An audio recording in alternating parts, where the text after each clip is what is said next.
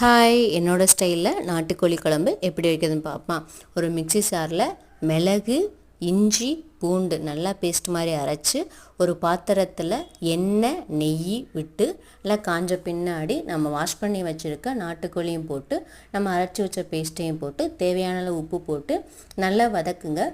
ஒரு 80% கறி இதிலே வெந்துடணும். வெந்த பின்னாடி தக்காளி 4 தக்காளி எடுத்திருக்கேன். 4 தக்காளியுமே ஸ்லைஸ் பண்ணி போடாமல் கையில் மேஷ் பண்ணி போடுங்க. அப்போ குழம்புல ஊற்றும் போது நல்லா கரைஞ்சிடும். நாங்கள் எப்போயுமே வீட்டு மிளகாப்பொடி தான் யூஸ் பண்ணுவோம். அது காரத்துக்கு தேவையான போட்டு தண்ணி ஊற்றி நல்லா கொதிக்க வச்சுங்க. ஒரு 10 நிமிஷம் கொதிக்க வைங்க. கொதித்த பின்னாடி ஒரு மிக்ஸி ஜாரில் தேங்காய், பெருஞ்சீரகம், கசகசா இதை போட்டு அரைச்சிட்டு அது கொதித்த பின்னாடி இந்த தேங்காய் பேஸ்ட்டை போட்டு ஒரு 10 நிமிஷம் கொதிக்க விடுங்க. கொதித்த பின்னாடி ஒரு தாளிப்பு கொடுத்தீங்க அப்படின்னா குழம்பு ரெடி ஆயிரும்.